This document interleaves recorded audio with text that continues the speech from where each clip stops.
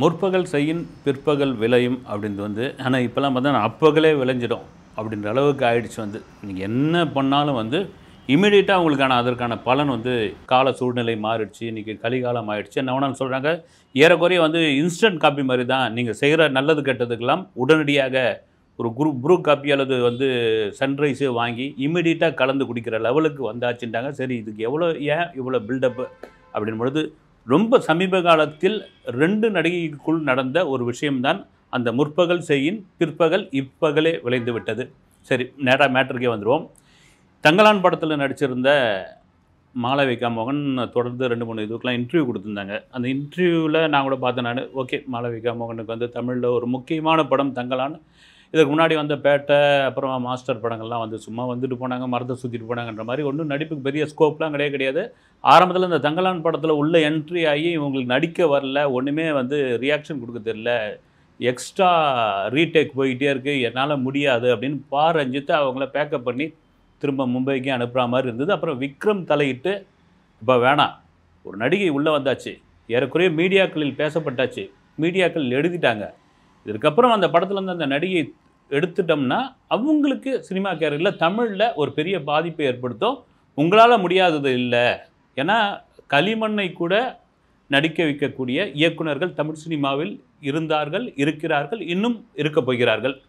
அது ரொம்ப ரஞ்சித்துக்கு ஓகே ஆகிடுச்சு. சரி, ஓகே, இது ஒரு சவாலை எடுத்து பண்ணுவோன்னு அப்புறம் மாளவிகா மோகனுக்கு ட்ரைனிங்லாம் கொடுத்ததெல்லாம் பண்ணி அப்புறமா அந்த படத்தினுடைய ட்ரெய்லர் டீசர் எல்லாம் பார்த்தோன்னே உண்மையிலே பிரமாதமாக இருந்தது. ஒரு என்ன சொல்கிறது, வந்து ஒரு பயங்கரமான, அதுலேயே ஒரு டைலாக்கே சொல்லியிருப்பார், ஒரு சூனியக்காரி அப்படின்னு. அது மாதிரி தான் இருந்தது. இப்போ மாளவிகா மோகன் அந்த இன்டர்வியூவில் சொன்ன விஷயம் என்னென்னா, இந்த படத்திற்காக நான் மேக்கப்பிற்கு கிட்டத்தட்ட 3 மணி நேரம் செலவு பண்ணேன் அப்படின்றாங்க. 3 மணி நேரம். அதுவும் பார்த்திங்கன்னா இந்த கோலார் தங்கவயல் பகுதியில் ஒரு கொடை கூட கிடையாது வெயிலில். அந்த மேக்கப் போட ஆரம்பித்தாங்கன்னா ஆரம்பித்து போட ஒரு டல் மேக்கப்பு, கருப்பு மேக்கப்பு இதெல்லாம் கொண்டு வந்து என்னென்னவோ ஒரு சாயத்தெல்லாம் பூசுவாங்க. பூசி முடித்த உடனே அந்த பச்சை குத்துவாங்க, டாட்டும் குத்த ஆரம்பிப்பாங்க. அதெல்லாம் முடிஞ்சு நாங்கள் ஷாட்டுக்கு போக சொல்ல ஒரு சந்தோஷமாக தான் இருக்கும். ஒரு கண்ணாடி முன்னாடி பார்க்கும் பொழுது, அந்த ஒரு விக்கு வைக்கும் பொழுது இதெல்லாம் ரொம்ப சந்தோஷமாக இருக்கும். நடிப்போம், ஒரே வெயில், குடிக்க அப்பப்போ கொஞ்சம் தண்ணி கொடுப்பாங்க, மற்ற மாதிரி ஒதுங்கிறதுக்கு ஒரு நாள் கூட கிடையாது. அது ஏறக்குறைய பயங்கர கந்தக பூமி தான் அது. அது தங்க வயலாக இருந்து கந்தக பூமியாக மாறுறது உண்டு. அது இதெல்லாம் முடிஞ்சு ஹோட்டல் ரூமுக்கு போயிட்டு படுத்த பிறகு தான் தெரியும் பயங்கரமான வலி, பயங்கரமான சோர்வு, அந்த மேக்கப் போட்டதனுடைய ஒரு என்ன சொல்கிறது, ஒரு இறுக்கம், இதெல்லாம் இன்றைக்கி நைட்டு தான் தெரியும். ஆனால் மறுநாள் காலையில் நாங்கள் உற்சாகமாக மாறிடும். அது காரணம் என்னென்னா, இந்த கதை, இந்த கண்டென்ட்டு எனக்கு ரொம்ப பெரிய ஒரு ஸ்பேஸ் கொடுத்துருக்காங்க இந்த படத்தில் அப்படின்னு சொன்னதெல்லாம். இதெல்லாம் மீறி அந்த மேக்கப்லாம் முடிஞ்சு நான் ஒரு 10 நாள் நடிச்சுட்டு பாம்பே போன பிறகு பார்த்தீங்கன்னா என்னுடைய ஸ்கின்னில் ஏகப்பட்ட ப்ராப்ளம் வர ஆரம்பிச்சுது. என் உடம்புலையே சில காயங்கள்லாம் ஏற்பட்டது அப்படின்னாங்க. ஒரு டாக்டர் இல்லை, 2 டாக்டர் இல்லை, 5 டாக்டர்கிட்ட போயிட்டு நான் வந்து அதுக்கு ட்ரீட்மெண்ட் எடுத்தேன். 5 டாக்டர் 5 விதமான மருத்துவம் சொன்னாங்க. இது எந்த மேக்கப்பானால் ஏற்பட்டதா, அல்லது அந்த வெயிலான ஏற்பட்டதா, அல்லது அந்த கேஜிஎஃப்பில் பார்த்தீங்கன்னா காலையில், அதாவது பகலில் பயங்கர வெயிலும் ராத்திரியில் கடுமையான குளிரும் இருக்கும், அதனாலையா, இல்லை அங்கே கிடைச்ச ஃபுட்டெல்லாம் சாப்பிட்டோம் அதனாலேயும் தெரில. ஆனால் கடைசியாக ஒரு ஸ்கின் டாக்டர் வந்து முடிவு பண்ணார், உங்களுக்கு வந்து மேக்கப்னாலாம் வந்து பிரச்சனை, வேணும்னா வந்து ஒரு டாக்டர் நீங்கள் பக்கத்துலேயே வச்சுக்கோங்க அப்படின்னு. அப்புறம் ஒரு டாக்டரை பக்கத்தில் வச்சுக்கிட்டு தான் அவங்க வந்து மேக்கப்பில் வந்து என்னென்ன கெமிக்கல் யூஸ் பண்ணுறீங்க, அப்புறம் எந்த மாதிரியான மேக்கப் போடுறீங்க, எந்த ஸ்கின்னுக்கு, இந்த ஸ்கின்னுக்கு இது ஒத்துக்குமா. ஸ்பாட்டில் கூட விக்ரம் கூட கொஞ்சம் எரிச்சல் ஆகிட்டாப்லையா, என்னையா இந்த பொண்ணு வந்து இப்படி வந்து ஒன்றும் தூக்கி வெளியே போடலான்னு பார்த்தாங்க. அப்புறம் நாம் தான் ரெக்கமெண்டேஷன் பண்ணி கொண்டு வந்தோம். ஒரு பெரிய கேரக்டரு, பிரமாதமான ஒரு இந்த லுக்கே அருமையாக இருக்குது. இங்கே பார்த்தீங்கன்னா டாக்டர்ஸ்லாம் கூட்டின்னு வந்து இது இந்த கெமிக்கல் அந்த கெமிக்கலான்னு. அதுக்கப்புறம் மாளவிகா மோகன் அவங்களே சொந்தமாக அந்த மேக்கப் கிட்டெல்லாம் எடுத்துன்னு வந்துட்டாங்க. நீங்கள் கம்பெனியில் கொடுக்குறதுலாம் வேணாம் அப்படின்னு. இருந்தாலும் என்னுடைய உடலில் அந்த பாதிப்பு இருந்துக்கிட்டே இருக்குது அப்படின்னு சில பேர் கமெண்ட்ஸில் கூட போட்டிருந்தாங்க. எங்கள் சம்மந்தா மாதிரி ஏதாவது ஆகிட போகுதுன்னு. இல்லை, அந்த மாதிரி என்னெல்லாம் வேணாம் நமக்கு. இது என்ன காரணம், இப்போ வந்து எனக்கு அப்படியே ஃப்ளாஷ்பேக்குள்ளே தான் திரும்ப போகுது. ஒரு சோஷியல் மீடியாவில், இன்ஸ்டாவில் நினைக்கிறேன், ரசிகர்களுடைய கேள்விக்கெல்லாம் பதில் சொல்லிக்கிட்டே இருப்பாங்க. இதே மாளவிகா சொல்லிகிட்டு இருக்கும்பொழுது, நயன்தாராவை பற்றி என்ன நினைக்கிறீங்க நீங்கள் அப்படின்னு ஒரு கேள்வி வரும். அதுக்கு வெறும் பதில் சொல்ல மாட்டாங்க. திரும்ப வேறு ஒரு கேள்வி வரும். அந்த கேள்வி வந்து எந்த நடிகைக்கும் சம்மந்தமே இல்லாத ஒரு கேள்வி. அந்த கேள்விக்கு வந்து ஒரு பதில் ஒன்று சொல்லுவாங்க. என்ன, நான் சமீபத்தில் ஒரு படம் பார்த்தேன், ஒரு தமிழ் படம். அந்த தமிழ் படத்தில் ஒரு ஹாஸ்பிட்டல் சீன் ஒன்று இருக்கும். அந்த ஹாஸ்பிட்டல் சீனில் அந்த நடிகை ஒரு சூப்பர் ஸ்டார் நடிகை சாக போகிற நிலைமையில் இருப்பாங்க. ஆனால் அவங்களுக்கு மேக்கப்பை பார்த்து எனக்கு கொஞ்சம் பயமாகவே ஆயிடுச்சு.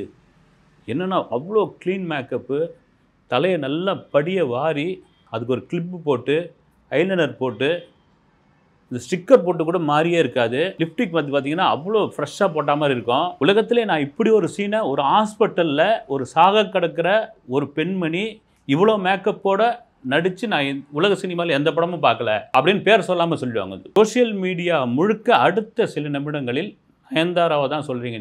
நீங்கள் பேரை சொன்னாலாம் என்ன, லேடி சூப்பர் ஸ்டார்னு சொல்லியாச்சு இல்லையா, இல்லை சூப்பர் ஸ்டார்னு சொல்லியாச்சு இல்லைங்களா, ரைட் ஓகே நயன்தாரா தான் அப்படின்னு நயன்தாரா ரசிகர்கள் பிலுன்னு பிடிக்க ஆரம்பித்தாங்க. நயன்தாராவுக்கும் மாளவிகா மோகனுக்கும் என்ன வாய்க்கா வரப்பு தகராறுனா ஒன்றுமே கிடையாது. அது ஒரு பிரச்சனையும் கிடையாது. இவங்களுக்கு வர வேண்டிய வாய்ப்பு வந்து நயன்தாரா பறிச்சுக்கிறாங்களா, இல்லது இவங்களுக்கு போக வேண்டிய ஒரு பணத்தை அவங்க தட்டி பறிச்சாங்களான்னு விசாரிக்கும் போது ஒன்றும் கிடையாது. அதே நயன்தாராவை ஒரு இன்டர்வியூவில் எடுப்பாங்க, வந்து இந்த திவ்யதர்ஷன் தான் எடுப்பாங்கன்னு நினைக்கிறேன். அப்போ அதே போல் தான் சொல்லுவாங்க, நயன்தாரா வந்து நான் வந்து சும்மா தான் இருந்தேன், ஆனால் ஒரு நடிகை தேவையில்லாமல் என்னை இழுத்து விட்டு இருக்காங்க, ஒரு ஹாஸ்பிட்டல் சீனில் நான் மேக்கப் போட்டு நடித்தேன் அப்படின்னு சொல்லியிருந்தாங்க. அது ஒரு டைரக்டரோட முடிவு. அந்த படத்திற்கு, அந்த படம் ஒரு கமர்ஷியல் படம், அந்த கமர்ஷியல் படத்திற்கு அப்படியேப்பட்ட ஒரு காட்சி தான் வேணும். அந்த படம் வந்து ராஜாராணி. எனக்கு நான் வந்து டைரக்டரோடைய ஆர்டிஸ்ட். நான் ஒரு டைரக்டர் என்ன சொல்கிறாரோ அதை தான் நான் செய்வேன். நான் அதை தான் அங்கே செஞ்சுருக்கிறேன். இந்த நடிகைக்கு எங்கே வலிக்குது, இவங்களுக்கு என்ன பிரச்சனை அப்படின்னு கேட்டிருப்பாங்க. அவங்களும் வந்து பேரை சொல்ல மாட்டாங்க, அதை மாளவிகா மோகன் தான் சொல்கிறாங்க. அதோடு சேர்த்து ஒன்று சொல்லியிருப்பாங்க, நயன்தாரா என்னென்னா, நானும் ரவுடி தான் படம் நடிக்கும் பொழுது என்னை வந்து காது கேட்காத ஒரு பெண்ணாக நீங்கள் நடிக்கிறீங்கன்னு விக்கி சொன்னார். ஓகே, நான் வந்து அதுக்கு வந்து தயாராக இருந்தேன். காது கேட்காத பெண்ணா ஒரு அப்பாவியான முகம் வச்சுருப்பா, அவள் பாட்டுன்னு ஒரு இன்னசென்ட்டான ஒரு இதுவாக இருப்பா, அவள் வந்து ஒரு உலகம் தெரியாத ஒரு பெண்ணா, எதுக்கு எடுத்தாலும் ஒரு பயப்படுற ஒரு கேரக்டராக அப்படி இருப்பான்னு நானாக ஒரு கற்பனை பண்ணிக்கிட்டு போய் அப்படிலாம் முதல் ஒரு 2 சீனில் நடிக்கும்போது அவருக்கு ஒரு மாதிரி ஆயிடுச்சு. மேடம் நீங்கள் காது கேட்காத பெண்ணு தான், ஆனால் அந்த காது கேட்காத பெண்ணுன்ற அந்த உணர்வே உங்களுக்கு இருக்காது. நீங்கள் ஒரு சராசரி பெண்ணாக தான் இருப்பீங்க. நீங்கள் ஒரு சராசரி பெண்ணாக எப்படி இருப்பீங்களோ அதுதான் நடிங்க நீங்கள் அப்படின்னு.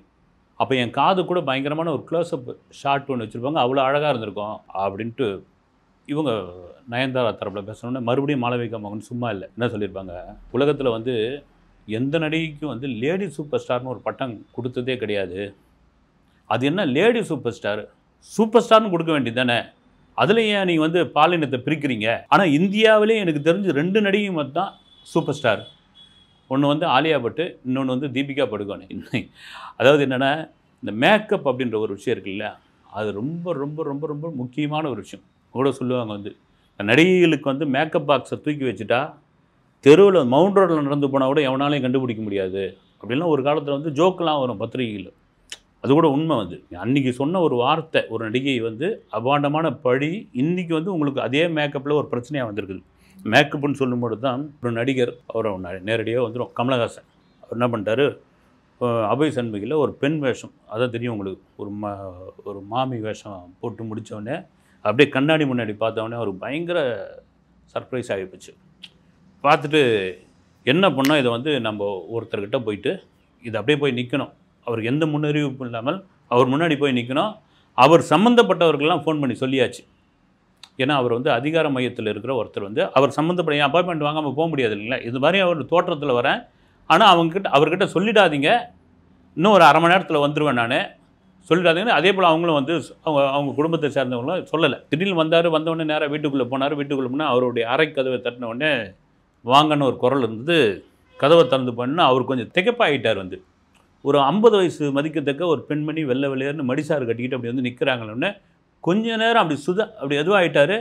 ஆயிட்டு மெதுவாக வணக்கம் ஐயா அப்படின்னு சொன்ன உடனே கண்டுபிடிச்சிட்டார். அவர் பயங்கர ஷார்ப் இல்லையா, ஓ என்னையா கலைஞானி அப்படின்ட்டு அவருக்குரிய பாணியில் சொல்ல ஆரம்பிச்சு தான் வந்து கலைஞர் கருணாநிதி போனவர் வந்து கமலஹாசன் அபய் சண்முகி. அதுக்கப்புறம் ஃபேமிலியெல்லாம் வந்து எல்லாம் சேர்ந்து ஃபோட்டோ எடுத்துக்கிட்டு இது ஒரு பேட்டிலேயே கமல் சொல்லியிருப்பார்.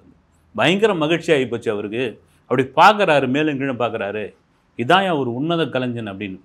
மேக்கப்புன்ற விஷயம் வரும்போது இது ரொம்ப ரொம்ப ரொம்ப முக்கியமான ஒரு விஷயம். சொல்லும் பொழுது இப்போ பார்த்தீங்கன்னா இந்த தர்ஷன் விவகாரங்களில் ரேணுகா சாமின்ற அந்த ரசிகரை கொலை பண்ணது, அந்த தர்ஷன் விவகாரத்தில் கூட பார்த்திங்கன்னா அந்த பவித்ரா கவுடாவை போலீஸ் ஸ்டேஷன்லேருந்து வீட்டுக்கு விசாரிக்கிறதுக்காக வாக்குமூலம் வாங்குறதுக்காக போலீஸ் கூட்டின்னு போகிறாங்க. கூட்டின்னு போகும்போது மீடியாக்கள்லாம் அப்படி வச்சுக்கிட்டு எல்லா கேமரா வச்சுருக்காங்க.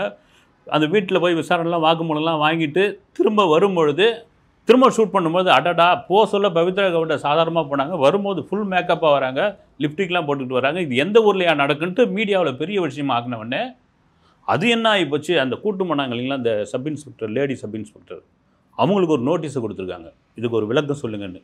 ஏங்க இது என்ன மேக்கப் பண்ணுறதுக்கு அவங்க உட்கார வச்சு தலையை வாரி பவுடர் வச்சு லிப்டிக் போட்டால் விட முடியும். அது இருங்க நான் பாத்ரூம் போயிட்டு வரேன்னு சொல்லி அந்த கேப்பில் போய் பவித்ரா கவுடா இருக்கிறது ஏதாவது பூசிக்கிட்டு ஒரு லிப்டிக் போட்டுக்கிட்டு வந்திருக்கலாம் மேபி. அதுக்கு ஒரு விளக்கம் கேட்டு அமைச்சிருக்காங்க. காரணம் என்னென்னா இந்த மேக்கப் என்பது நடிகைகளுடன் ஒட்டி பிறந்தது, அது இல்லாமலும் இருக்க முடியாது. இப்போ எதுக்கு சொல்ல வரேன்னா, இவ்வளோ கஷ்டம் இருக்குது இல்லைங்களா உங்களுக்கு அன்றைக்கி நீங்கள் தான் விமர்சனம் பண்ணீங்க நயன்தாராவை.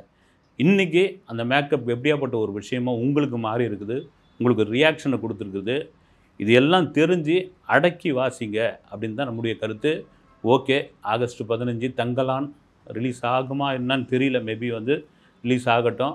அதில் மாளவிகா மோகனன் எப்படி நடிச்சிருக்காங்க, உண்மையிலேயே அந்த மேக்கப் ஒரு சூன்யக்காரிக்கான மேக்கப்பாக இருக்கா, இல்லை இவ்வளோ பட்ட கஷ்டங்கள்லாம் சொல்கிறாங்க இல்லையா, அவ்வளோ கஷ்டங்களே அந்த மேக்கப் கொண்டு சேர்த்துருக்குதான்னு பொறுத்திருந்து பார்ப்போம். நன்றி.